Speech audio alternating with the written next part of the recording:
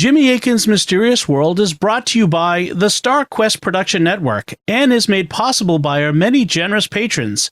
If you'd like to support the podcast, please visit sqpn.com/give.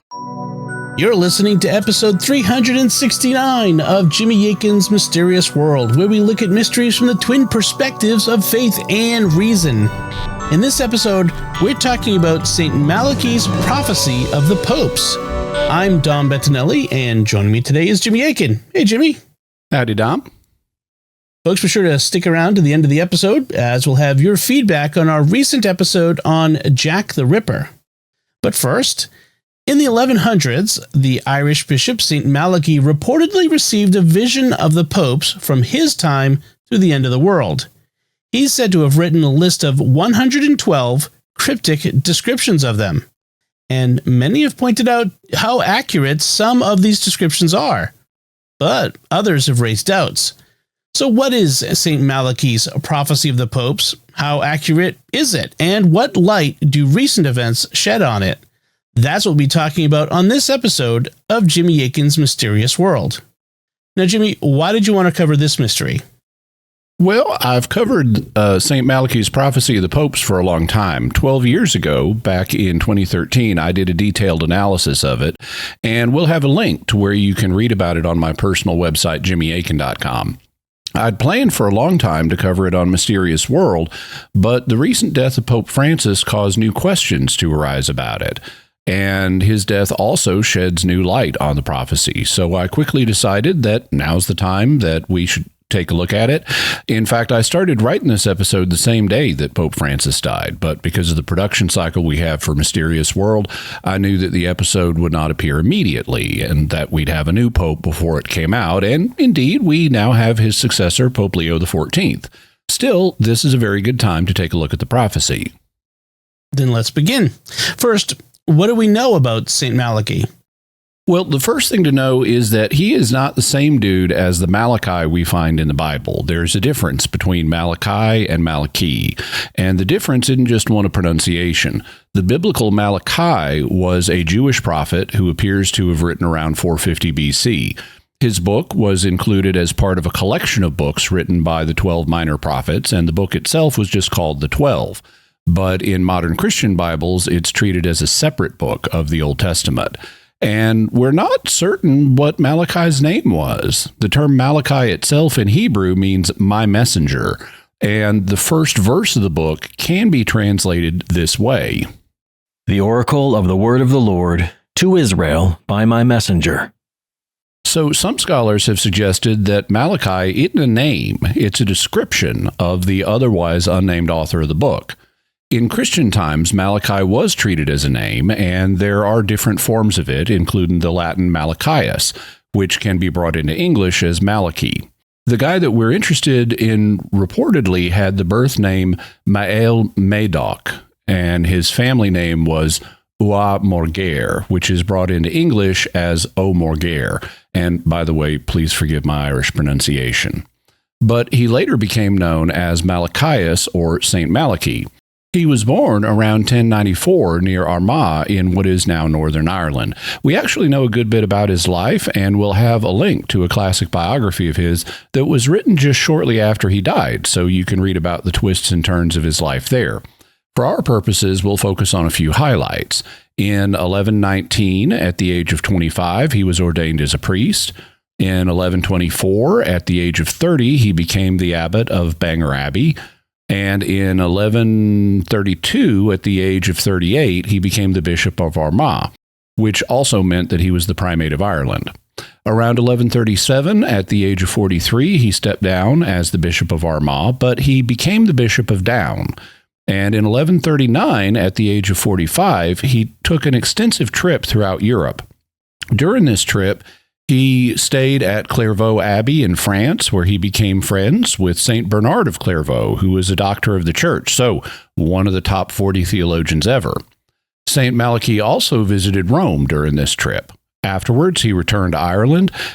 He set off on a new trip to Rome in 1148 at the age of 54, but he didn't get that far. When he arrived at Clairvaux to see his buddy St. Bernard, he fell sick.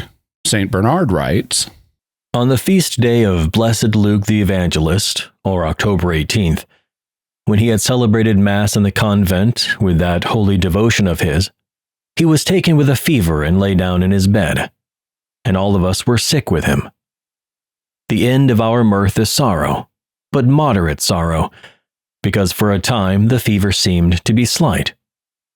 You should see the brothers running about, eager to give or to receive. To whom was it not sweet to see him? To whom was it not sweeter to minister to him? Both were pleasant and both salutary. It was an act of kindness to do him service, and it was repaid also to each one of them by the gifts of grace. All assisted. All were busied with much serving, searching for medicines, applying poultices, urging him often to eat. But he said to them, "These things are without avail. Yet for love of you, I do whatever you bid me." For he knew that the time of his departure was at hand.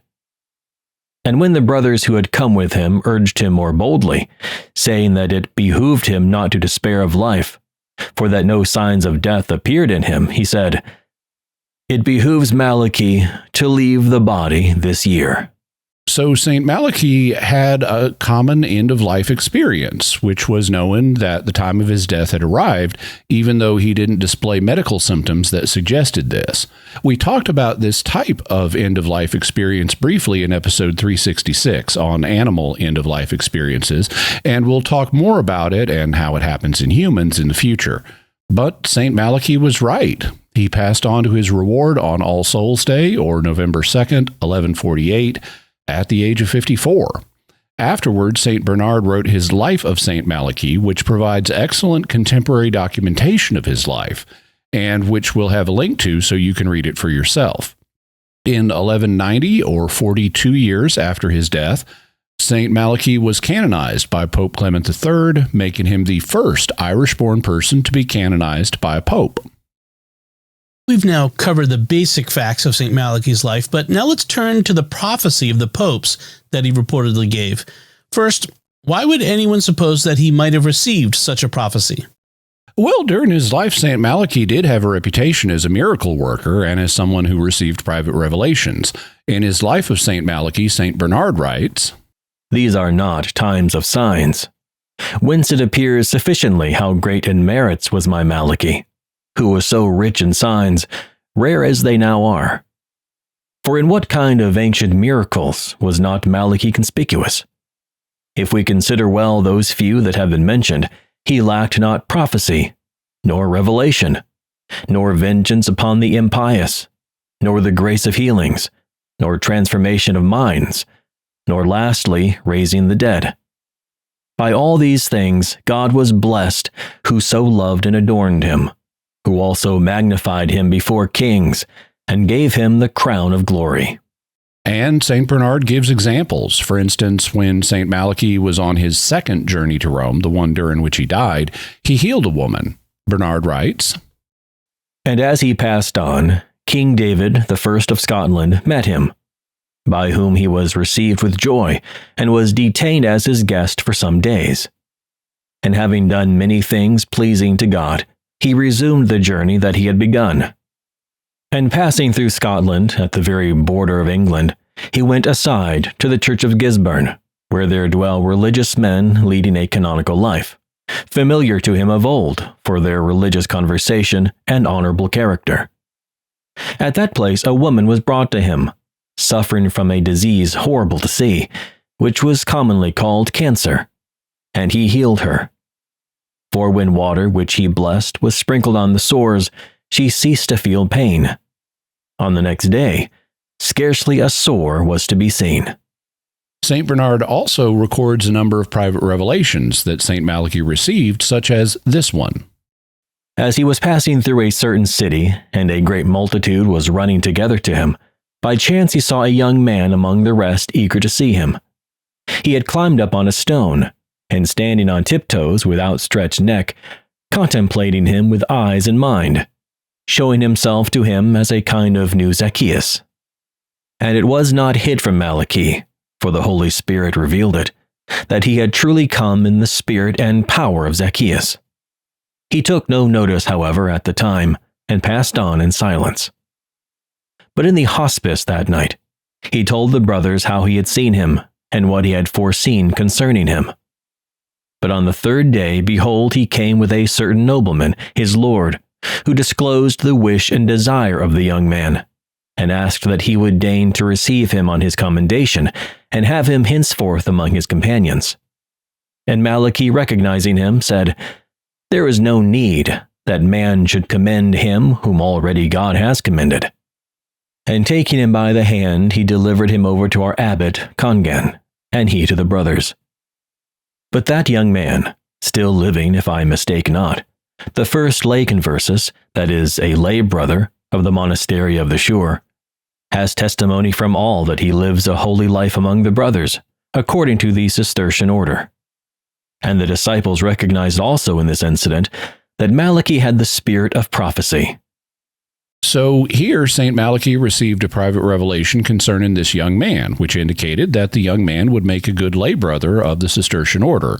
And St. Bernard relates multiple other instances in which people attributed miracles, prophecies, and revelations to St. Malachy. So he was the kind of guy who was plausibly regarded as receiving private revelations.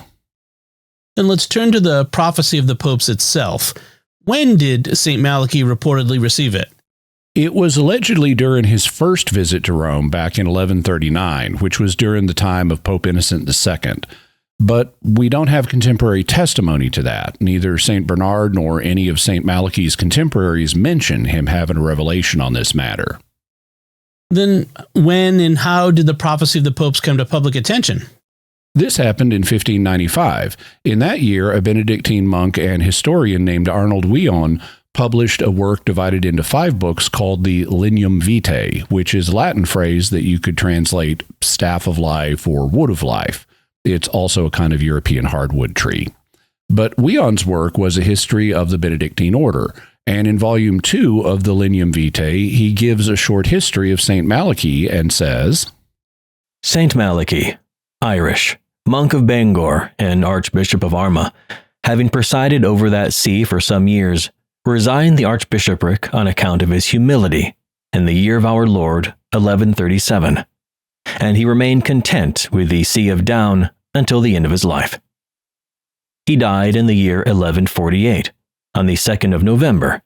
See St. Bernard in his life. 3 epistles of St. Bernard to him are extant, that is, Numbers 3:15, 3:16, and 3:17. He is said to have written some works, none of which I have seen up to the present, except a certain prophecy regarding the supreme pontiffs, which I give here because it is short, and has not been, as far as I know, ever printed, though many have been anxious to see it. So Arnold Wion just says that St. Malachy is said to have written some works, but Wion hadn't seen any of them except this prophecy about the popes. He doesn't think it's ever been printed before, but he thinks many people are anxious to see it, so he prints it here since it's short. He then gives the title of the work. The Prophecy of St. Malachy the Archbishop concerning the Supreme Pontiffs. And there follows a list of 112 cryptic phrases in Latin. The first is ex castro Tiberis, which means from a castle of the Tiber. The second is inimicus expulsus, which means enemy expelled. The third is ex magnitudine motus, which means from the great mountain. The fourth is abbas suburanus, which means abbot of Subura. The fifth is de rure albo, which means from the white countryside, and so on. They go on like that until we reach the final few entries, which are pastor et nata, which means shepherd and sailor, flos florum, which means flower of flowers, de medietate lunae, which means of the half moon, de labore solis, which means of the labor of the sun, though some have proposed it should be translated of the eclipse of the sun, and gloria olivae, which means glory of the olive. Then we get a final passage that isn't a motto, but says, In the final persecution of the Holy Roman Church, there will sit Peter the Roman, who will pasture his sheep in many tribulations. And when these things are finished, the city of 7 hills will be destroyed, and the dreadful judge will judge his people. The end. Weon then adds this note to the bottom of the prophecy. What has been added to the popes is not the work of Malachy, but of Father Alphonsus Giacon of the Order of Preachers, the interpreter of this prophecy. This is a reference to notes that are added to the papal mottos. For example, next to the first motto, from a castle of the Tiber, there is a second column that says Celestine II, and a third column that says Typhurnus, meaning an inhabitant of Tiberinum. And Celestine II began reigning in 1143, just 4 years after St. Malachy's 1139 visit to Rome. He was the first new pope after he reportedly had his vision. Next to the second motto, enemy expelled, the second column says Lucius II, and the third column says of the family Caccianemici. Next to the third motto, from the great mountain, it says Eugene III, and Tuscan by nation from the town of Montemagno, and so on. So what Weon's final note indicates is that the second and third columns weren't written by St. Malachy. The original prophecy consisted of just a list of 112 mottos with a little bit at the bottom. These mottos were taken to be mottos of the popes, one motto per pope, since this is supposed to be a prophecy about the popes. And the second and third columns were an interpretation of the prophecy that was made by the Dominican priest Alphonsus Giacon. The second column identifies each motto with a corresponding pope, and the third column explains why. So, for example, he identified the first motto, or from a castle of the Tiber, with Pope Celestine II, because he was born in Città di Castello, or Castletown, which is on the banks of the Tiber River. Città di Castello is also used to be called Tiberinum, which explains why the third column says Typhurnus, meaning an inhabitant of Tiberinum. Similarly, he identified the second motto, or enemy expelled, with Pope Lucius II, who was Celestine II's successor. And enemy expelled is supposed to be a reference to Lucius II because he is said to have been a member of the Caccianemici family.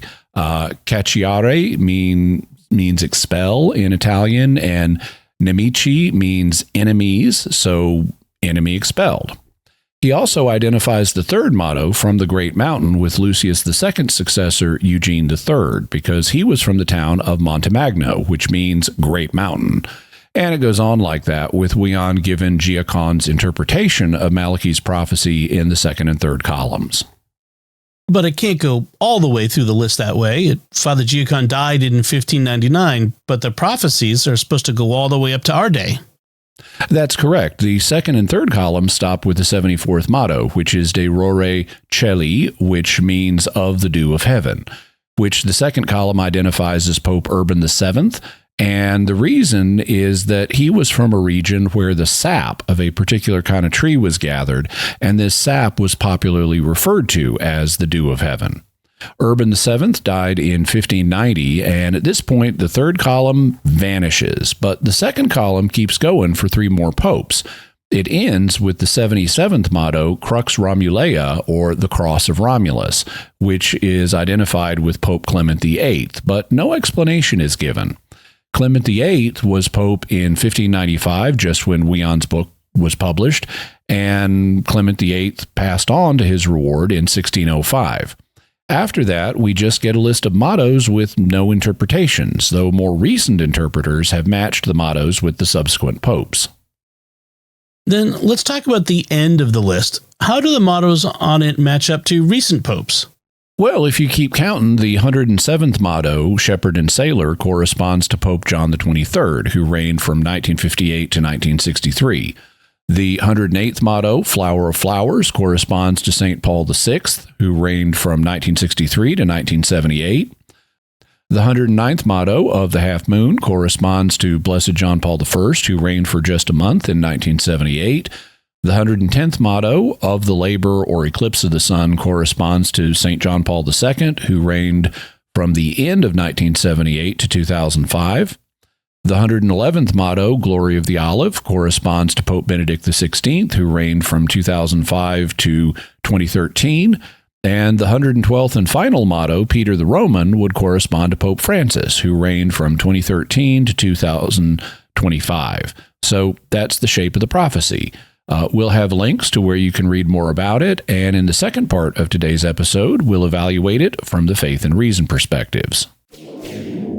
But before we get to that, we'd like to take a moment now to thank our patrons who make this show possible, including Jason C., Ellen M., Darla M., Joseph L., and Sherry S. Their generous donations at sqpn.com/give make it possible for us to continue Jimmy Akin's Mysterious World and all the shows at StarQuest. And you can join them by visiting sqpn.com/give.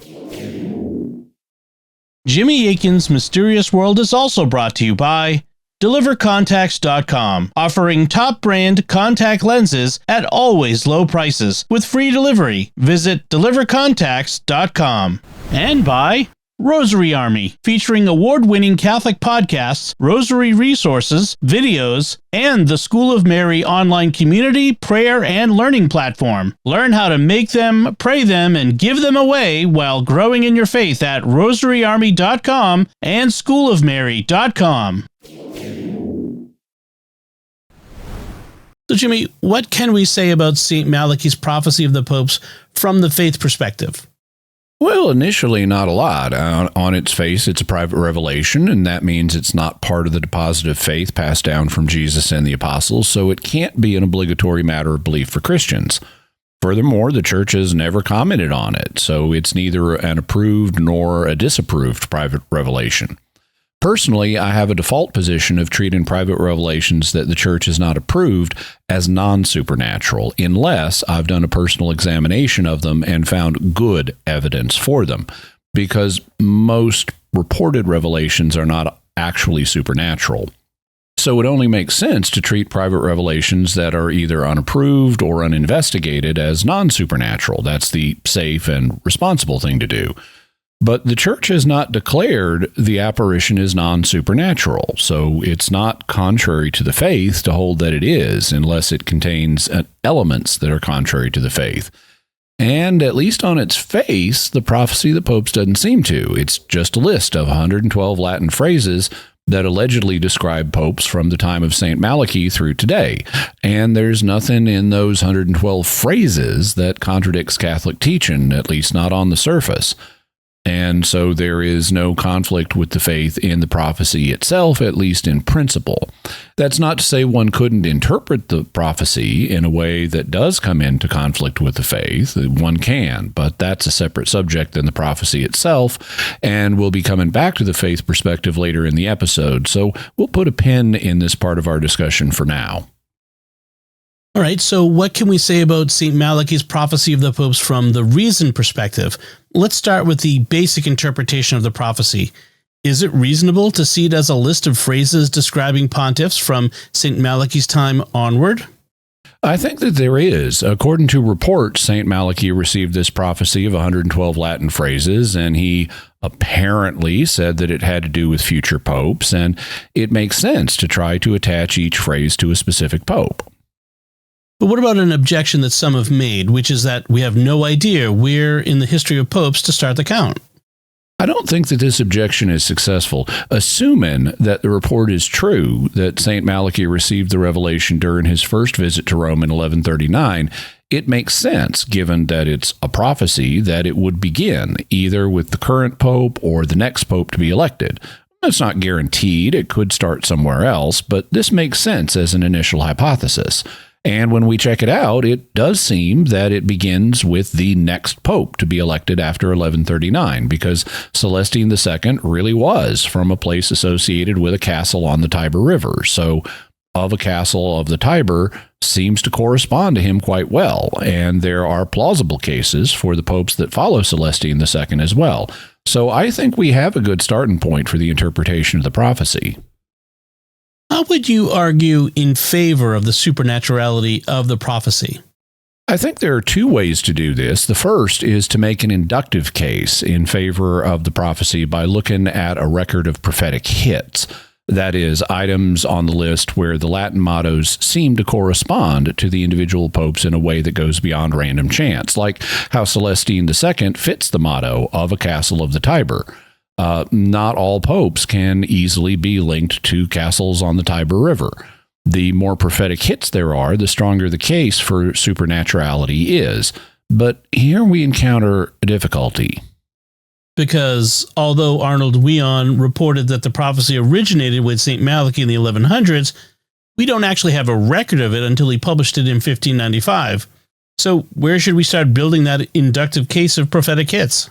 Well, from the reason perspective, it really needs to be from Wion's time forward. We don't know for a fact that the prophecy even existed before this time. So even if there are hits prior to the 1590s, like Celestine II, we don't know that they were prophetic hits. If the prophecy were a forgery, then any hits before the prophecy is known for a fact to have existed could be what are called vaticinia ex eventu, which is a Latin phrase that means prophecies from the event. They're not in advance of the event. They're also known as post-dictions rather than predictions, since they're statements made after the fact. In other words, the forger would just have to look back on a list of popes going back to St. Malachy's time and make up mottos that correspond to them based on the known facts. If you want to build an inductive case for the prophecy, you need to be sure that the individual predictions were written before the popes were elected, and we only know that for a fact for the popes that were elected after the prophecy was published in 1595. So that's where you need to start looking for prophetic hits. What's the second way you mentioned that one could build a positive case for the prophecy having a supernatural origin? It would be to go through the criteria used by the church for discerning this question. These criteria are found in a document released by the Dicastery for the Doctrine of the Faith in 2024 called Norms for Proceeding in the Discernment of Alleged Supernatural Phenomena. We'll have a link to it so you can read it, and we also discussed these criteria back in episodes 321 and 322, where you can go for an in-depth discussion of them. So if you apply the DDF criteria to the prophecy of the popes and it checks out, then that would be an argument in favor of it being supernatural. However, the DDF criteria belong to the faith perspective, so when we get to them, we'll shift back to the faith perspective to consider them. You sketched in general terms how to make the case for the prophecy of the popes being supernatural. Now let's turn the question on its head. How would you make the case against it?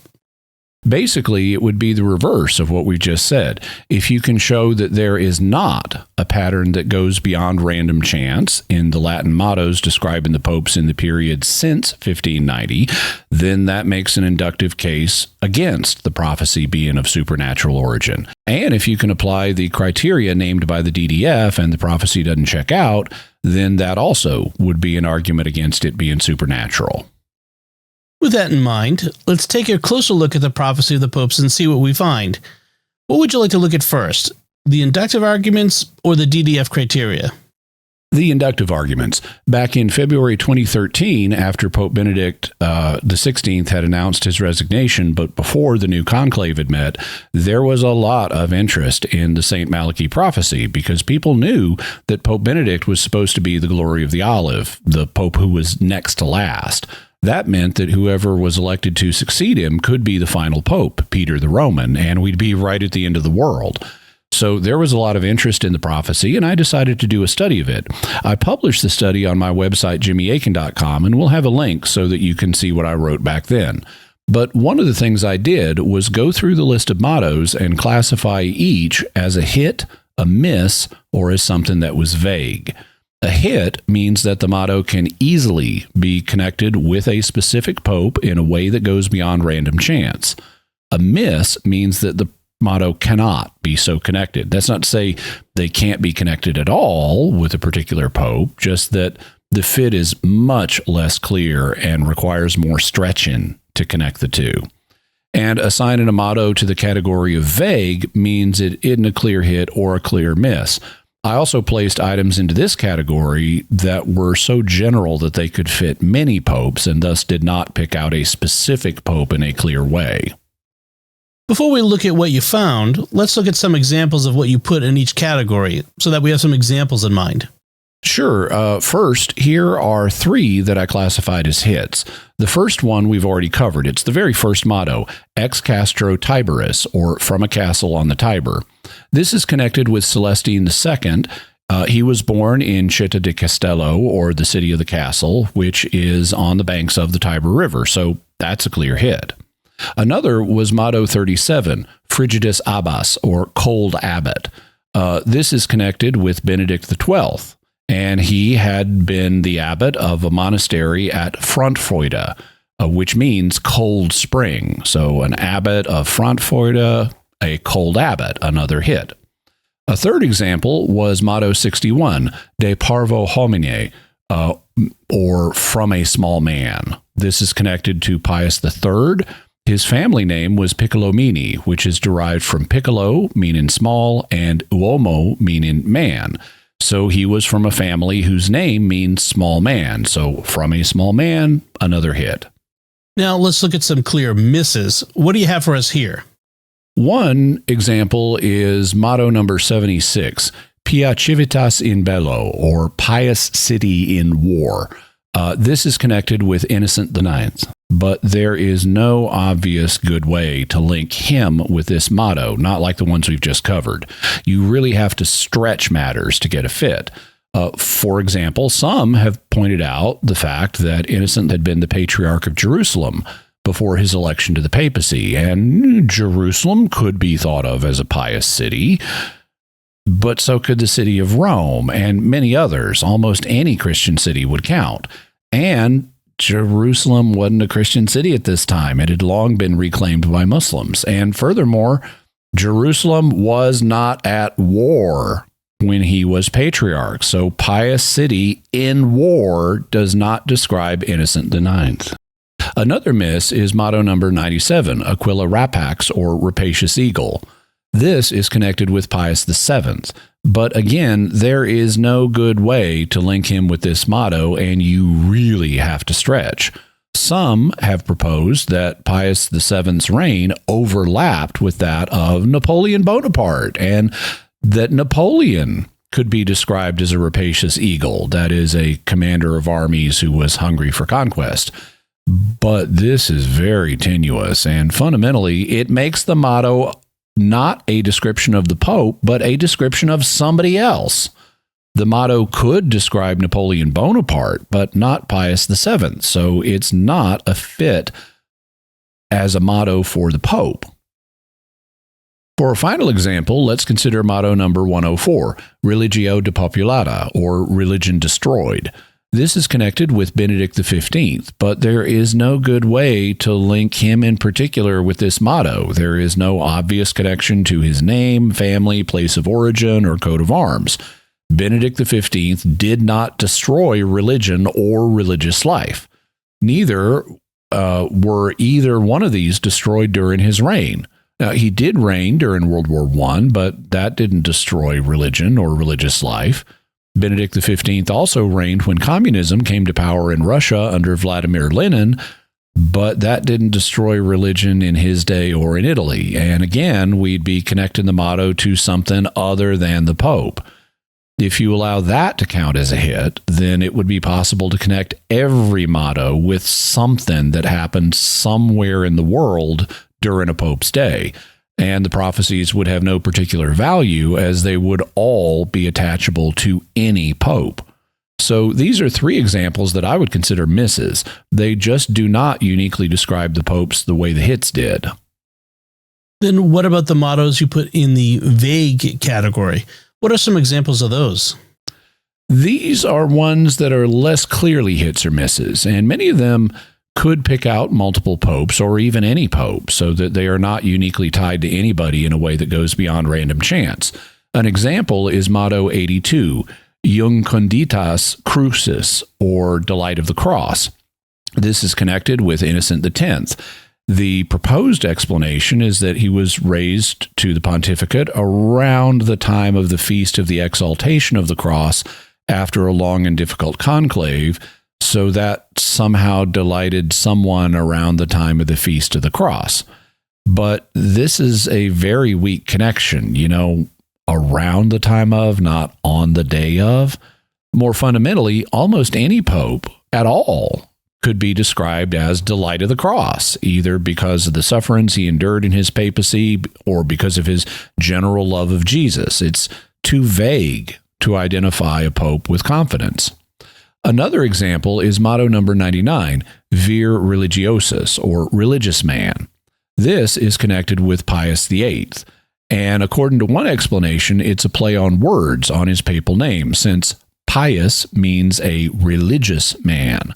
So Pius VIII was a religious man. But this is not a strong indicator. It could also apply to other papal names, like all of the popes named Innocent. In fact, another motto involving religion, number 90, or De Bona Religione, from good religion, is allegedly connected with the name of Innocent XIII, with the word religion pointing to his papal name of Innocent. Furthermore, any pope who has been a member of a religious order could fit the description of religious man, as could any pope, period, since all popes are by definition religious men. This is way too vague and could fit too many circumstances to say that it fits Pius VIII in a non-random way. A final example is motto number 106, Pastor Angelicus, or Angelic Shepherd. This is connected to Pius XII. The proposed explanation is that reigning during World War II, he is reported to have covertly helped or shepherded many Jews to escape extermination during the Holocaust. Or perhaps he shepherded the church in a good or angelic way during a difficult time. But this is a really weak indicator. Every pope by his office is someone who can be described as a shepherd, and every pope that does anything good can be described as angelic. So angelic shepherd can fit too many popes. It's vague and cannot be connected with Pius XII in a way that's clearly non-random. So what did you discover when you went through the 112 mottos and divided them into hits, misses, and vagues? Was there a shift between the pre-1590 and the post-1590 popes? Oh, there most definitely was.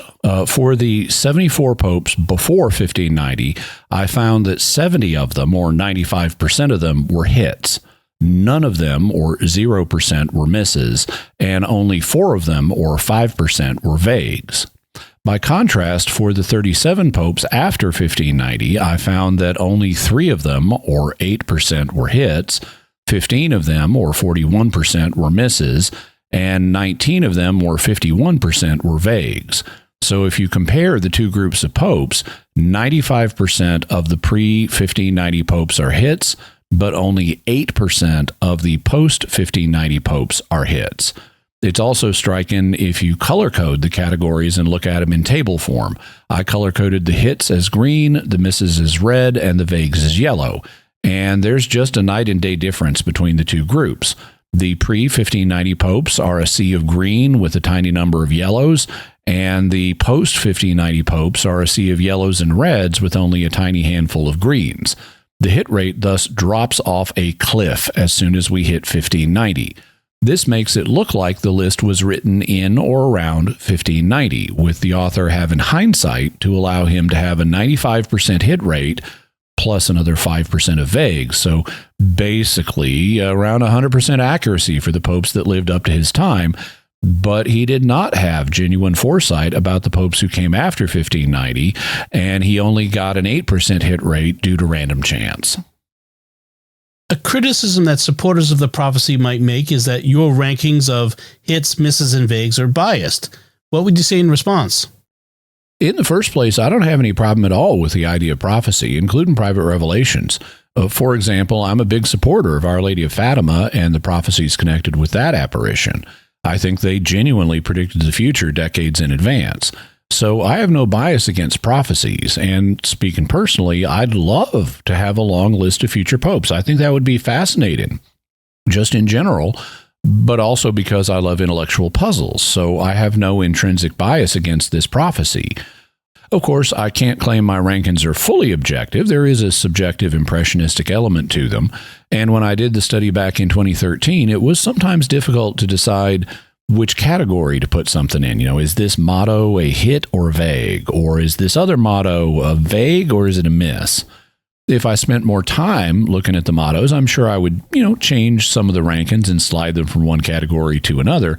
My goal, however, was to get an overall impression of the basic question: do the pre-1590 mottos fit the popes in that period better than the post-1590 mottos fit the popes in that period? And the answer to that question was a clear yes. Further scrutiny and category switching might adjust the numbers a little bit, but it's not going to change that basic impression. It's just too overwhelming. The pre-1590 mottos really do fit their popes better, and that provides evidence for the idea that the list was forged around 1590. And there really is an objective shift in the way in which the pre-1590 popes work compared to those after 1590.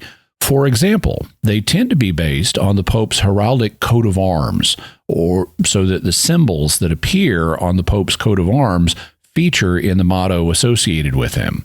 And when they're not based on the Pope's coat of arms, they're based on something else that's personal to him, like his personal name, his family name, what title he had when he was a cardinal, or what country he came from.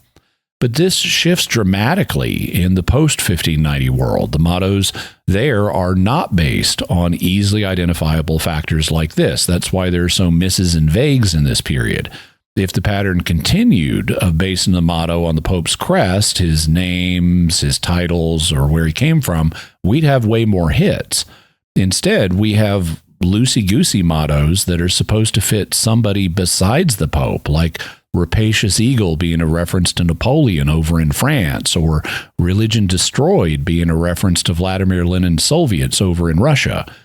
Or else they could fit almost any pope, like Religious Man or Angelic Shepherd. So there is a definite shift in the nature of the mottos, which is an objective fact that is not subject to interpretation. The nature of the mottos and their proposed connections with popes just changes. If the list of popes was written around 1590, then it would be hypothetically possible to find a source that the mottos from before this period was based on. Whoever wrote it would have likely had a source of facts about the popes that he could use in composing the mottos. Has anybody found anything like that? Yes. Back in 1880, an Irish priest named Father M.J. O'Brien published a book called An Historical and Critical Analysis of the So-Called Prophecy of St. Malachy Regarding the Succession of Popes. Because back in the day, they loved super long book titles. And we'll have a link to where you can get a copy for yourself. Now, Father O'Brien was originally a supporter of the prophecy of the popes. He thought it was supernatural, and he devoted a lot of time to studying it. But the more he studied, the more doubts he began to have, and he eventually reversed his opinion. His bishop of it also let him take a kind of sabbatical to go to distant libraries so that he could look up the original documents and not rely on secondhand sources.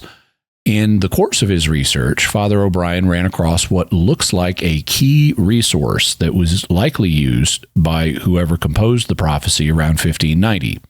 This resource was a book by an Augustinian polymath named Onofrio Panvinio, or Panvinius in Latin. He published the book in 1557 during the reign of Paul IV, and O'Brien reports, A remarkable work of Panvinius is a short history of the popes entitled Epitome of the Roman Pontiffs up to Paul IV, which was printed in Venice in 1557. Any person who opens this work and compares it to the account of the popes in it from Celestine II to Paul IV with the corresponding part of the prophecy of St. Malachy will come to the conclusion that the writer of the latter, if not Panvinius himself, must have been someone who followed Panvinius's account rather too closely. In Panvinius's epitome, the Pope's armorial bearings are given, but not in every case. When the arms are given, we usually find that they figure in the prophecy. When not given, the prophecy is a play upon or a description of the Pope's name, country, family, or title, when cardinal. Even when the Pope's family name, armorial bearings, or cardinalic title is wrongly given by Panvinius, we find the forger of the prophecy to perfectly chime in with him. So Panvinio's book really looks like it was the principal resource for the composition of the pre-1557 mottos in the prophecy. Whoever wrote it then tended to use the heraldic crests that Panvinio provided, and when Panvinio didn't give heraldic information about the Pope, the author defaulted to using one of the Pope's names, titles, or country of origin. Furthermore, Panvinio's book was not perfect. It contained mistakes, and the Prophecy of the Popes contains the same mistakes that Panvinio made. So this really looks like it was a key resource for the composition of the prophecy. It covered the period up to 1557, when the book was published in the reign of Paul IV, who was the 69th Pope of the prophecy, so the author only had to come up with 5 more mottos to get to Urban VII, who was reigning in 1590.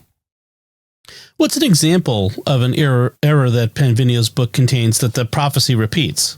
I'll give an example that actually has broader implications than you might think. During the course of its history, there have been a number of men who have claimed to be the Pope who weren't. These men are called anti-popes, and some of them were actually improperly elected by groups of cardinals, which resulted in schisms in the church.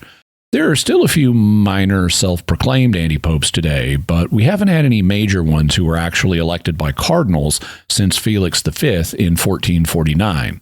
So all of the anti-popes that could be covered by the prophecy of the popes were in the pre-1590 period, and there are 10 of them included in the prophecy of the popes.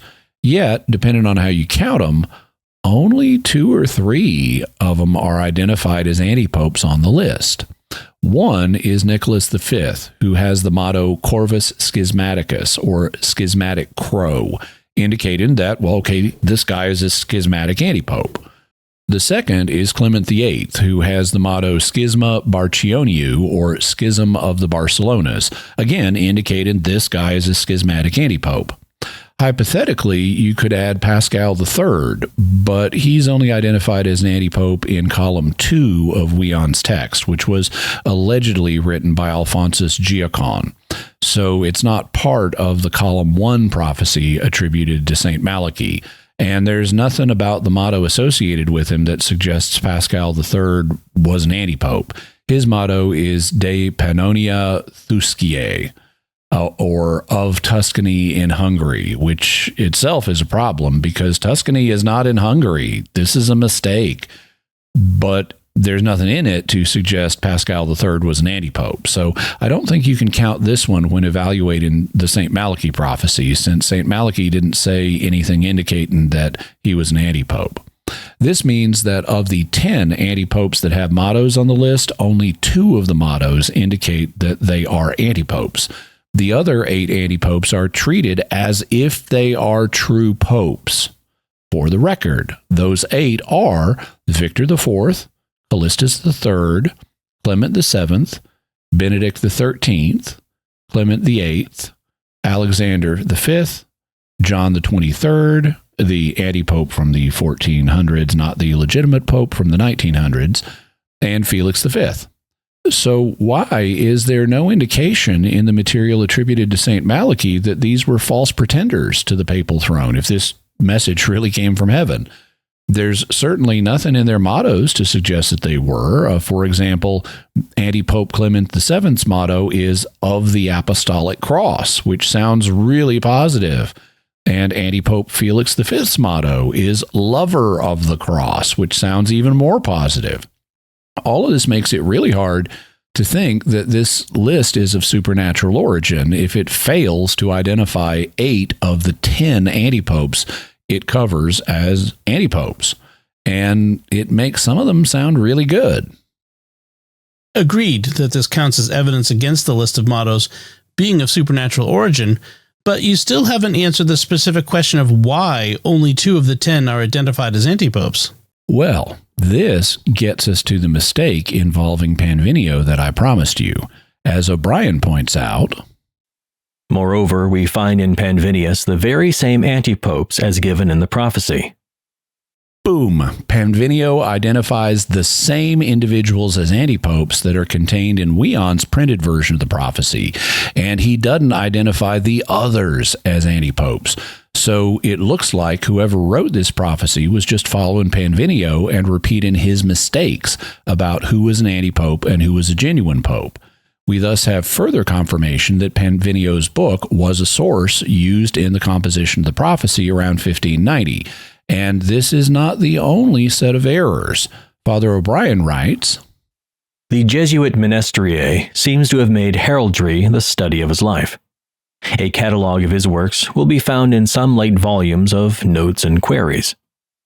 In his work on the prophecies, the Jesuit proves that the prophecies got up after the fact, or the made-up ones for the time which had elapsed from 1143 to 1590, are nearly all incorrect, or founded on blunders in chronology, history, geography, etc. Heraldry being his forte, he examined the tombs of the popes, in some instances, in order to find out their arms, if they had got any. And in cases of this kind, he found the prophecy to be at fault." So there are multiple errors in the list, and it looks like we've plausibly identified Panvinio's work as the key source used in composing the pre-1590 mottos. We've been looking at the prophecy in terms of purely reason-based arguments that can be made for or against it, but now let's shift gears back to the faith perspective and look at it in terms of the criteria that the Church uses when evaluating private revelations. What should we say here?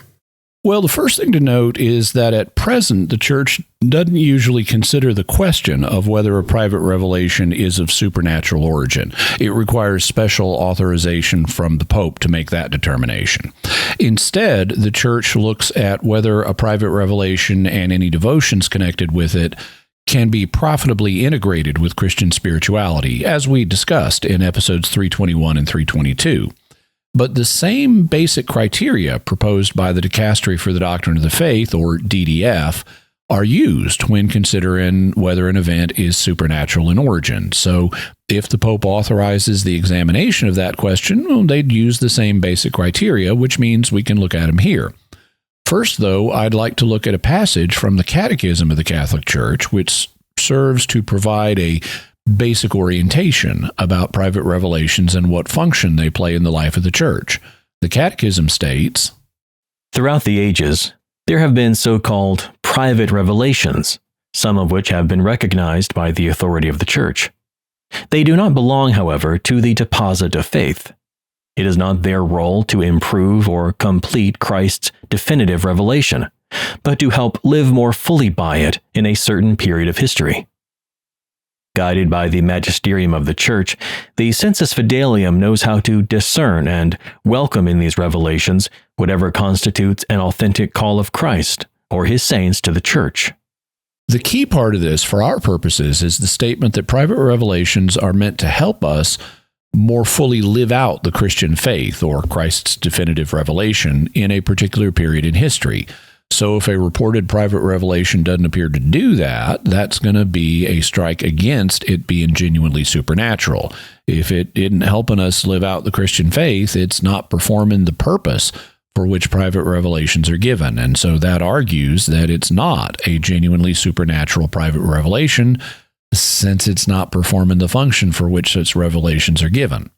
With that in mind, we can now turn to the criteria named by the DDF. These are divided into positive criteria that speak in favor of a reported private revelation and negative criteria that speak against a reported private revelation.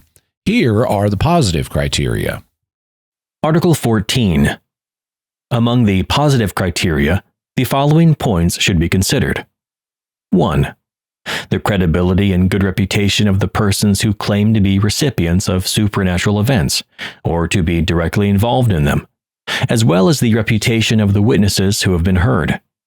In particular, one should consider the mental equilibrium, honesty and moral uprightness, sincerity, humility, and habitual docility toward ecclesiastical authority, willingness to cooperate with it, and promotion of a spirit of authentic ecclesial communion. 2. The doctrinal orthodoxy of the phenomenon and any messages related to it. 3. The unpredictable nature of the phenomenon, by which it is evident that it is not the result of the initiative of the people involved. And 4. The fruits of the Christian life, including a spirit of prayer, conversions, vocations to the priesthood and religious life, acts of charity, as well as sound devotion and abundant and constant spiritual fruits. The contribution of these fruits to the growth of ecclesial communion is to be evaluated. And here are the negative criteria. Article 15. Among the negative criteria, one should carefully consider 1. The possibility of a manifest error about the event. 2. Potential doctrinal errors. One must consider the possibility that the person claiming to be the recipient of the events of supernatural origin may have added, even unconsciously, purely human elements, or some error of a natural order to a private revelation, not due to bad intentions, but to the subjective perception of the phenomenon. 3. A sectarian spirit that breeds division in the church. 4. An overt pursuit of profit, power, fame, social recognition, or other personal interest closely linked to the event. 5. Gravely immoral actions committed by the subject or the subject's followers at or around the time of the event. 6. Psychological alterations or psychopathic tendencies in the person that may have exerted an influence on the alleged supernatural event. Also, any psychosis, collective hysteria, and other elements traceable to a pathological context should be considered. So what do we find if we consider the prophecy of the popes in light of these criteria? Let's start with the positive ones. Well, the first positive criterion is the credibility and good reputation of the persons who claim to be the recipients of the revelation or who are otherwise involved with the revelation. Well, St. Malachy has a good reputation. He's a saint and all. But we don't have anything from his time claiming that he received this revelation. We have no documents from his hand or testimony from people who knew him saying that he claimed to have received the list of papal mottos. So we have a problem on that front. The only person whose name we have that we know for a fact is in some way involved with these prophecies is Arnold Wion, who published it in his Lignum Vitae.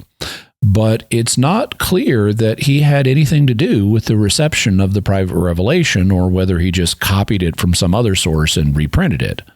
Wion does say that Alphonsus Giacon, who is known in Latin as Alphonsus Ciaconius, provided the interpretation in columns 2 and 3 of his work, but there's actually reason to question that. You'll recall that it looks like the mottos are based on a work by Panvinius, and they contain the same errors about the popes that are found in Panvinius. Well, Father O'Brien writes, Ciaconius in the Isagoge, or introduction to the work already spoken of, bitterly complains of the errors in Panvinius's book. Now, if Ciaconius was the interpreter of the prophecies, as Wion asserts, Ciaconius must be pitching into himself. For we find reproduced in Wion's book the errors of which he complains. Who then is the interpreter? Is it Panvinius? Or may not the prophecy as well as the explanation have come from the same hand? May not Wion have been merely duped, which could have been easily done considering his character? And may he not in good faith have given the prophecy as that of the great St. Malachy? So it looks like we have reasons to doubt whether St. Malachy, Wion, or Ciaconius or Giacon had anything to do with the prophecy. Therefore, we can't rely on their good reputations to support it. The second positive criterion was doctrinal orthodoxy of the purported revelation. What can we say here?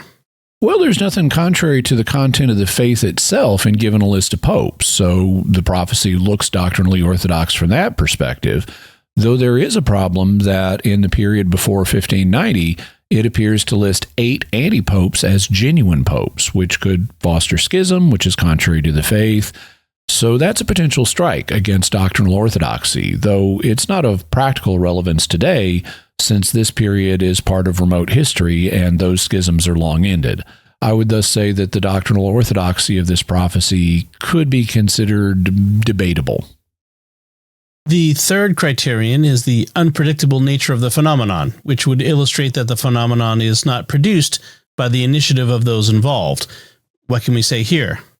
Well, this was allegedly a one-off event that happened to St. Malachy when he was visited in Rome in 1139. If that's true, then the phenomenon would have an unpredictable nature, and this criterion would be fulfilled. The problem is that we still don't have good evidence that St. Malachy received this revelation. The fourth positive criterion is the spiritual fruits produced by a private revelation. How does the prophecy of the popes hold up in that regard? Not very well. There is no practical message associated with a list of 112 papal mottos. The list presents us with an intellectual puzzle that people can spend hours investigating, but it doesn't present us with anything to pray about or any way to grow in faith, hope, and love. There thus seems to be an absence of spiritual fruits connected with this revelation. As Father O'Brien writes, "It may be remarked that the prophecies may as well not have been discovered in 1590, for they have served no purpose. They are ignored at Rome, and the Church somehow gets on without them." Indeed, one could even argue that there could be negative spiritual fruits associated with the prophecy because people tend to divide up and argue about the list, and thus it's a cause of division in the Church without any positive elements to counterbalance the division being created. Fundamentally, though, the list seems to be at variance with the purpose of private revelations, which is to produce spiritual fruit. As we heard from the Catechism, private revelations are meant to help us live out the Christian faith in a particular age, but a list of 112 papal mottos doesn't help us do that. All it does is give us an intellectual puzzle, and God is not in the business of just giving us intellectual puzzles that don't help us live the Christian life. Then let's turn to the negative criteria. The first is the possibility of a manifest error about the event. What should we say here? Well, this is a real problem for the prophecy of the popes, because what we saw in the reason perspective raises the serious possibility of a manifest error about the event, namely that St. Malachy didn't receive this prophecy at all. That it was composed by a forger around 1590, in part based on a book by Panvinio, whose errors seem to be reflected in the list of mottos. So we've got a colossal problem with the very first negative criterion. The fact that we have no record from anybody, whether from St. Bernard, from Irish authors, or from Roman authors of this prophecy for 400 years after it was allegedly given, creates a huge problem concerning errors about the alleged event.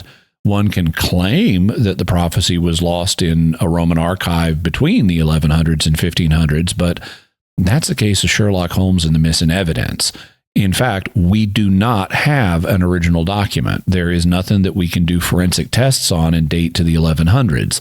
The first document that we have that can be examined is Wion's book from 1595. But that didn't prove that the document had existed for the previous 400 years. And since the list of mottos looks like it was composed based on Panvinio's book and contains the same errors, it really looks like we're dealing with a forgery from the 1590s, and thus we have manifest error about the supposed event. The second negative criterion is potential doctrinal errors in a revelation, and you've already said that there aren't doctrinal errors per se, but that there are elements in the list that could have a schismatic tendency, so that the doctrinal status of the list is at least somewhat debatable. The third negative criterion is that the revelation breeds a sectarian spirit in the Church. What would you like to say about this? I think that there is some potential for this criterion to be fulfilled. Historically, there has been division in the Church about the prophecy of the popes, but I would say that the prophecy is fading in its historical relevance since we're now at the end of it, and so the potential for this going forward is likely to be less, with one exception that we'll deal with a bit later. The fourth negative criterion is an overt pursuit of profit, power, fame, social recognition, or other personal interests closely linked to the event. Do you see any signs of this? Well, not if it dates to the time of St. Malachy in the 1100s. Now, he wouldn't have any foreseeable profit motive in producing the prophecy. But if it were a forgery of the late 1500s, that might be different. Because even though the list was first published by Wion in 1595, the shift in the list occurs in 1590. That suggests that it was written in 1590, even though it wasn't published until 5 years later, and that raises the possibility of a profit motive. In 1673, theologian Louis Moreri published a historical dictionary in which he addressed this subject. Father O'Brien translates Moreri's statement as follows. They attribute to him, Malachy, a prophecy concerning the popes from Celestine II to the end of the world. But the learned know that this prophecy was forged during the conclave of 1590 by the partisans of Cardinal Simoncelli, who is designated by these words, De Antiquitate Orbis, because he was of Orvieto. In Latin, Urbs Vetus. So you could see how this would work. It's 1590, and Pope Urban VII has just died after reigning only 13 days, making him the shortest reigning pope in church history. And you and your cardinal buddies want Cardinal Girolamo Simoncelli to be elected as the new pope. So you write up a list of alleged prophecy from St. Malachy back in the 1100s, and it gives the motto of the old city to the next pope. And this suggests that the next pope will be from Orvieto, whose name means old city in Latin. And guess what? Cardinal Simoncelli happens to be from Orvieto. So, hey, 450 years ago, St. Malachy pointed the way that the cardinals should vote. Unfortunately for Cardinal Simoncelli supporters, it didn't work out that way, and the conclave elected Pope Gregory XIV instead, thus creating the first clear miss on the list of mottos. But trying to influence the outcome of a papal election is definitely a profit motive, and so this negative criterion would be fulfilled on this scenario.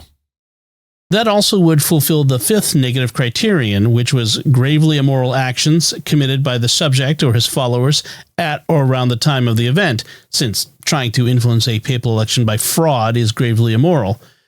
The final negative criterion is psychological problems that may have had an influence on a purported revelation. Do you see any evidence of those? No, I don't. Either on the part of St. Malachy in the 1100s or on the part of Cardinal Simoncelli's supporters in the 1590s. Whoever wrote it, this looks like a deliberate, calculated act done in one's sound mind, not something that has been influenced by mental illness. So, how would you summarize the case for or against the prophecy of the popes based on the DDF criteria? Well, I'm afraid that I have to say that the negative criteria prevail. There are so many doubts about the origin of the prophecy that we can't rely on St. Malachy's good reputation. The doctrinal orthodoxy of them is debatable, given the presence of multiple anti-popes that are treated as true popes, and there simply are not positive spiritual fruits produced by this devotion, because that's it's just a big intellectual puzzle rather than something meant to foster the virtues of faith, hope, and love. On the other hand, it really looks like we have manifest error concerning the event in question. This just looks like a forgery produced in 1590. It has the potential to breed a sectarian spirit in the church, and there is evidence of a profit motive in the form of trying to fraudulently influence the College of Cardinals to elect Cardinal Simoncelli, which fraud is also a gravely immoral act. I thus would propose that, based on the Church's criteria for discerning private revelations, the prophecy of the popes attributed to St. Malachy should be judged non-supernatural in origin. Is there anything else we should say about the prophecy of the popes? A few things, and the main one is that the day of this prophecy is now basically done because we're at the end of it. The 111th motto was Glory of the Olive, which was attached by its supporters to Pope Benedict XVI by really tenuous reasoning. Then we come to the end of the prophecy, which states, In the final persecution of the Holy Roman Church, there will sit Peter the Roman, who will pasture his sheep in many tribulations. And when these things are finished, the city of 7 hills will be destroyed, and the dreadful judge will judge his people. The end. The Pope after Benedict was Pope Francis, but he has now passed on to his reward. Rome, the city of 7 hills, has not been destroyed, and Christ the Judge has not come back to judge his people, and now Pope Leo XIV has been elected. This provides further evidence that the prophecy is a false one, that it is not of supernatural origin. Now, supporters of the prophecy have already tried to evade this conclusion. Going back years, they've proposed that there is to be a gap somewhere at the end of the prophecy into which one can assert additional popes. How do they argue that? In one of a couple of ways. First, you could just assert that there is a gap between Glory of the Olive and Peter the Roman. And second, some have appealed to a typographical issue in Weon's book. If you look at the page in question, the final statement about Peter the Roman is interrupted by a period just before Peter the Roman's name. Peter the Roman is also typeset as if it begins a new paragraph. So some have proposed that we're dealing with two final sentences, the first of which reads, "In the final persecution of the Holy Roman Church, there will sit," and the second of which reads, "Peter the Roman, who will pasture his sheep in many tribulations. And when these things are finished, the city of 7 hills will be destroyed, and the dreadful judge will judge his people." The end. So the idea is that the first sentence indicates that there is a gap in which various popes will sit, and then the rest of the material deals with Peter the Roman at the end of the world. And what do you make of these proposals?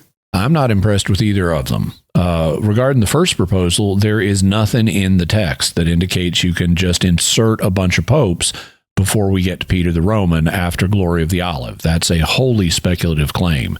It also, frankly, destroys the predictive power of the prophecy because we have no way of knowing how many popes are meant to go into such a gap. So there would be no way to continue using the prophecy as any kind of guide to the future. Again, meaning that the day of this prophecy is past. What about the second proposal, that there are two different sentences here? Well, again, that would destroy the predictive value of the prophecy because we have no guide to how many additional popes should be inserted before the end. So again, the day of this prophecy is past. But it's also just a bad idea exegetically. Early book production, and you know this if you read old books, early book production had lots of typos, like extra periods and weird paragraph breaks. And what it looks like here is that an extra period just got accidentally inserted after the verb for will sit. And they typeset Peter the Roman a little to the left of the rest of the paragraph to make it fit. As you can see by looking at the end of the paragraph where it says finis or the end, that totally takes up the full width of the column. So the column is so jam-packed that they need to set Petrus Romanus, or Peter the Roman, to the left to get all of the text in. We can further confirm this by looking at the grammar of the sentence, because it's clearly all one sentence, and this is even more obvious in Latin than it is in English. In the first place, the verb for will sit, or sedibit, which is spelled with an old-fashioned S that looks like an F to our eyes, that's a singular verb. It means this one thing will sit. To indicate a gap containing more than one pope, it would need to use the plural form, which is sedibunt. So if you want a gap for multiple popes, it would need to say sedibunt, or they will sit. The use of the singular form means we're talking about just one pope. And it's clear that this pope is Peter the Roman for two reasons. First, the previous sentence is clearly incomplete. If you say, in the final persecution of the Holy Roman Church, there will sit, that is clearly an incomplete thought. What will sit? The sentence has no subject. But it becomes a complete thought if you just read it as, in the final persecution of the Holy Roman Church, there will sit Peter the Roman, who will pasture his sheep in many tribulations. Second, notice the who that comes after Peter the Roman. If you break off the first part of the sentence about the final persecution, then the second sentence becomes Peter the Roman, who will pasture his sheep in many tribulations.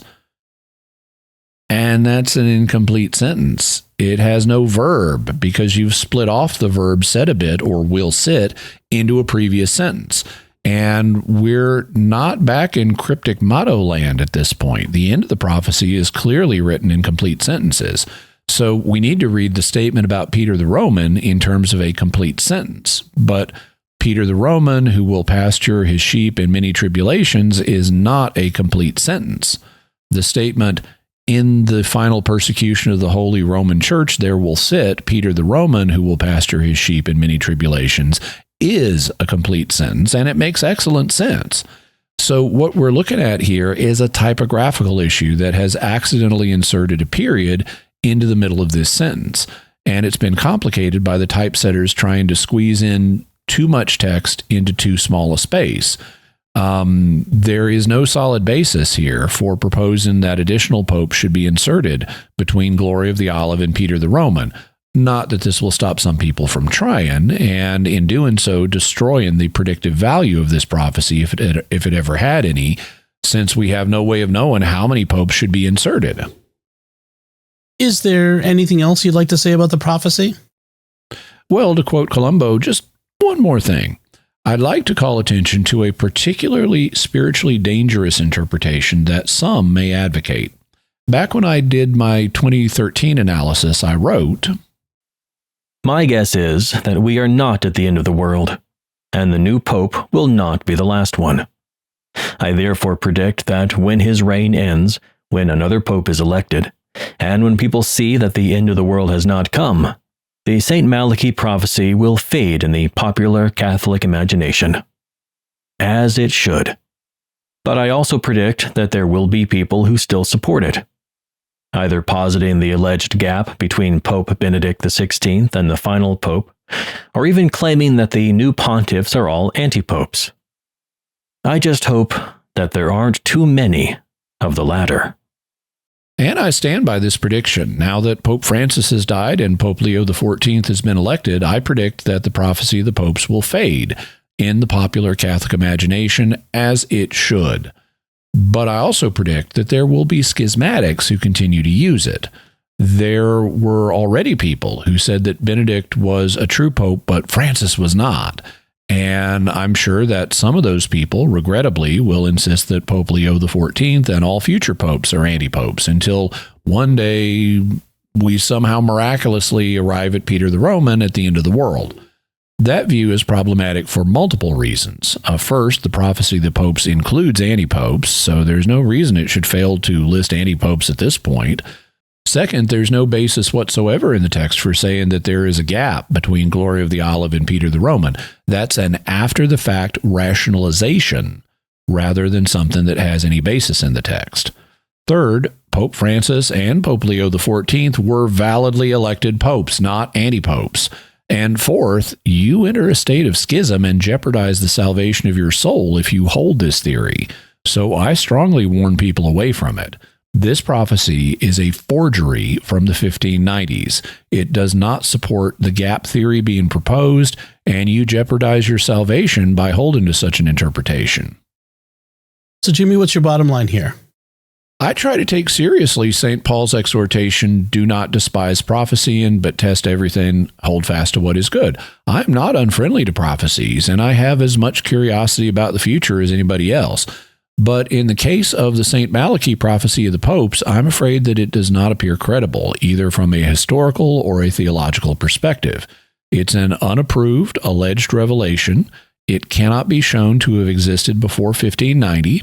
The predictions it makes for the period before 1590 are markedly better than the ones it makes for after 1590. Contrary to the nature of revelation, both public and private, it has virtually no practical value. It speaks of anti-popes as if they're popes, and even speaks positively of some of them. And the evidence points to it being a forgery written to influence a papal election back in 1590. Modern Christians should not give it any confidence. And Jimmy, what further resources do you want to offer to the listeners and viewers? We'll have a link to Father M.J. O'Brien's book, An Historical and Critical Account of the So-Called Prophecy of St. Malachy Regarding the Succession of Popes. We'll have a link to St. Bernard of Clairvaux's Life of St. Malachy of Armagh. Also, an interview I did about the prophecy in 2016, my original 2013 analysis of the prophecy, and also the 2013 table of hits and misses for the prophecy, as well as information about St. Malachy. the original Latin version of the prophecy in Lineam Vitae, and the DDF norms for proceeding in the discernment of alleged supernatural phenomena. Very good. So now we turn to our mysterious feedback brought to us by our feedback coordinator, Rob Leonardi. And this feedback will be coming, as I said, on our episode 362 on the Jack the Ripper suspects. Our first feedback comes from Richard on YouTube, who writes, question, can the silken shawl be tested again for DNA? If the data of the original DNA sample was lost, why not resample it again? Surely the shawl still exists. Maybe this will be addressed in the final episode? Well, I'm not sure what's meant by the final episode because I'm not at the moment planning another episode on Jack the Ripper unless we get some new data. But yeah, the shawl still exists. It's still in the possession of the guy who bought it at auction, and it can't be tested again. There might or might not be enough DNA on it to do a viable test, but I assume there would be. So it can be, the testing can be done again. And frankly, I would like to see him do the testing again. And then Father Jeff Horton on our Discord writes, I am shocked that Jimmy never mentioned Star Trek in either Jack the Ripper episode. I hope he has not been kidnapped and replaced by an imposter. Well, no, I haven't been replaced by an imposter, but of course that's what an imposter would say.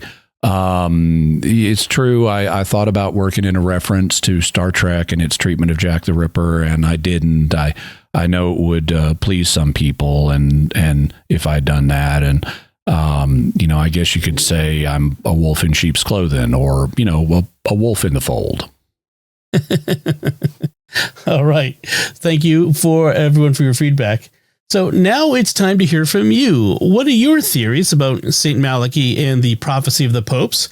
You can let us know by visiting sqpn.com or the Jimmy Akin's Mysterious World Facebook page.